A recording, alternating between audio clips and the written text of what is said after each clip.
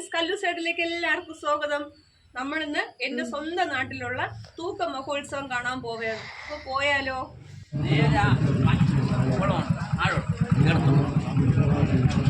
വണ്ടി അങ്ങോട്ട് വിടൂല കേട്ടോ. നമ്മളിങ്ങോട്ട് കുറച്ച് ദൂരെ നിർത്തിയിട്ടാണ് പോയത്. തിരക്കല്ലേ, നല്ല തിരക്കുള്ള സമയമായിരുന്നു. ഒരു 8:30 ആയപ്പോഴാണ് നമ്മൾ പോയത്. പിന്നെ തൂക്കത്തിന് വേണ്ടി ആൾക്കാരിങ്ങനെ വരിഞ്ഞ് നമുക്കിങ്ങനെ ഒരു കെട്ടുന്നതിൻ്റെ ഒരു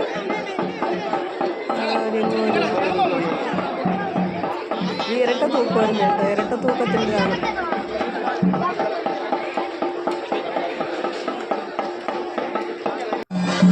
എല്ലാം കണ്ടപ്പോൾ കേശുവിന് രാവിലെ കേശുവിന് വടം വലിക്കുമെന്ന് പറഞ്ഞു. കേശു കൂടി പോയിരിക്കുകയാണ് വടം വലിക്കണം ഉള്ള ആ നിർബന്ധം കൊണ്ട് പോയത്. അത് നമ്മൾ വേണ്ടതെന്ന് പറഞ്ഞത്. അപ്പോൾ കേശുവിന് പോയേ പറ്റുള്ളൂ എന്ന് പറഞ്ഞ് പോയി.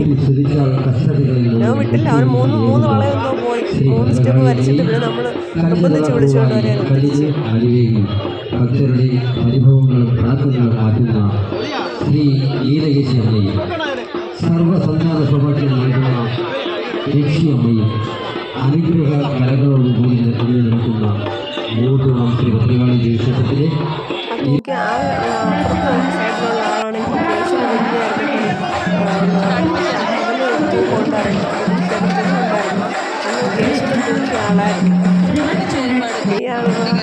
ഇയാളാണെന്ന് കേശുവിനെ തൂക്കിയത്.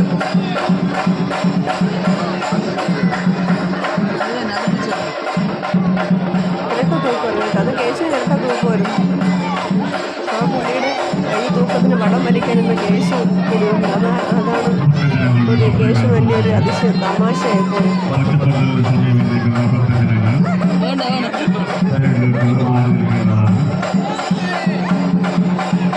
കേശുവിന് ഇരട്ട തൂക്കമായിരുന്നു.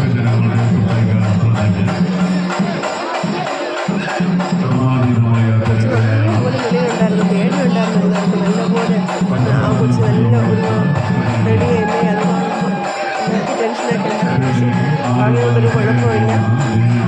നല്ലപോലെ വന്ന് സമാധിച്ചു.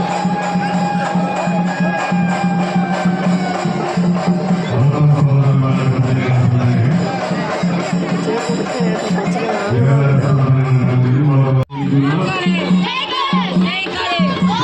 മൂന്നാറ് വളരെ പോയാണ്. നമ്മൾ പിടിച്ച് വലിച്ചിട്ട് വരെയായിരുന്നു ഒറ്റ തൂക്കുമായിരുന്നു. അവിടെ നിന്ന് കുറച്ച് തൂക്കുകൾ മാത്രമേ കണ്ടുള്ളൂ. പിന്നെ പുറത്തൊരു നടക്കാനൊക്കെ ഉണ്ട്. അപ്പോൾ നടന്നിട്ടൊക്കെ വരാമെന്ന് പറഞ്ഞു. പോയ വഴിക്കൊരു കോട്ടയുണ്ട്. അപ്പോൾ ദേശനും കല്യാണിക്ക് അതിൽ കയറി നിൽക്കും. അതിന് നമുക്ക് വേണ്ടപ്പെട്ടത് എന്തുകൊണ്ട് അവരെ കൂടി കയറി കുറച്ച് 2-3 സ്റ്റെപ്പായപ്പോഴത്തേക്ക് അവരൊക്കെ മുഖമൊന്ന് മാറി. പിന്നെ ഞാൻ നിർത്തി ഫോട്ടോ നിർത്തി എനിക്ക് ഇറങ്ങി അറിയത്. ഞാൻ ജീവിതത്തിൽ അത് കേരളമാണോ പറയുന്നത്.